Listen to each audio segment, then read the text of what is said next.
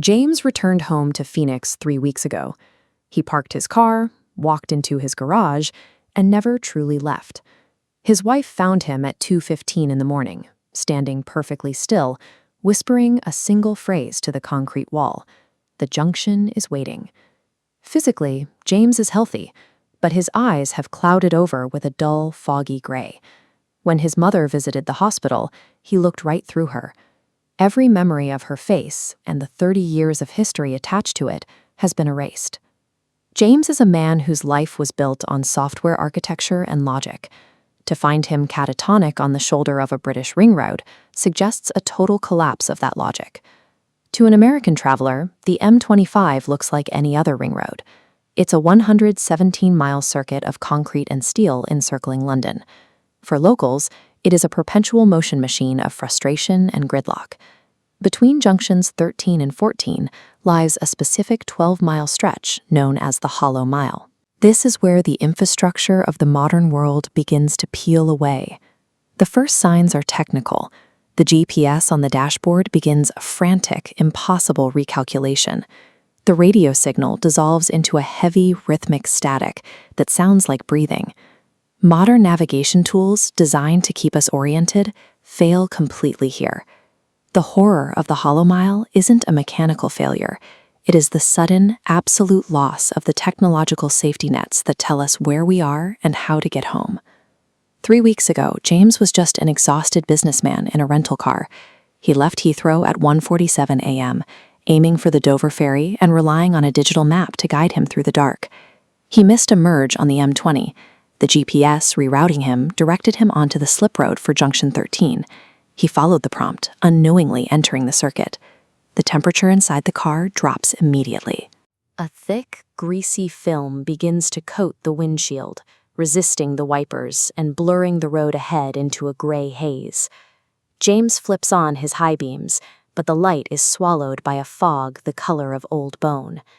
In the center of the road, a figure in a gray dress hovers inches above the asphalt, perfectly still in the white light.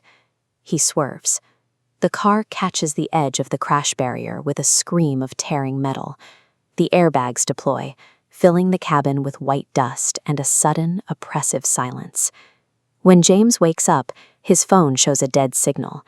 It displays a single, mocking message: emergency calls only. The car engine is cold, and the modern world is suddenly 1,000 miles away. With the technology dead, the illusion of safety vanishes.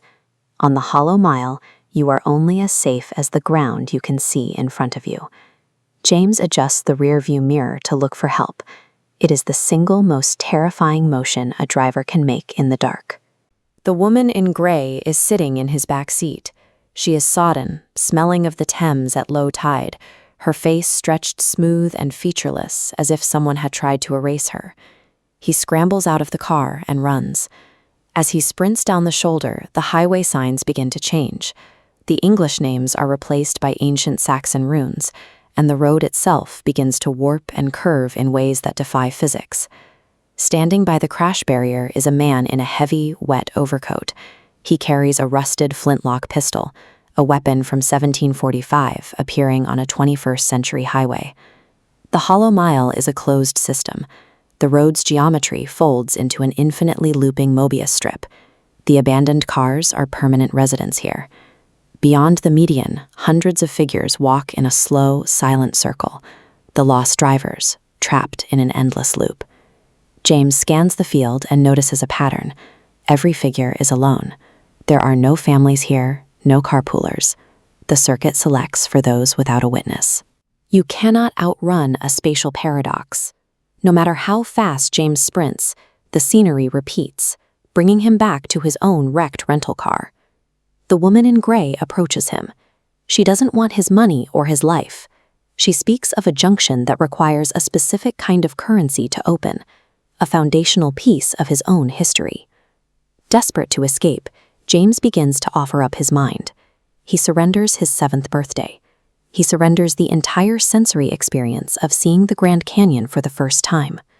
He feels these moments being pulled from him, leaving a cold vacuum in their place. The road beneath him convulses. Metal shrieks against metal. a sound like a subway train derailing, and the world goes black. To survive the Hollow Mile, James had to commit an act of self-erasure. He bought his freedom with the very things that made him who he was. James wakes up at 5 a.m.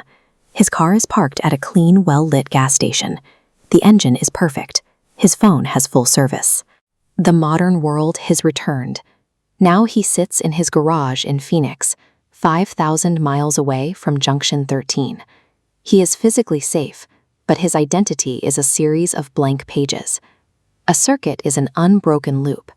Though his body is in Arizona, the part of him that holds his history is still trapped on that 12-mile stretch of English tarmac. He never truly left. Think about that the next time you're driving alone after midnight, when the GPS glitches, or the temperature in the cabin drops for no reason. The Hollow Mile harvests the identity of the passenger, leaving a functioning body and a clean car as the only evidence that a transaction ever took place. Check your mirror. The junction is waiting.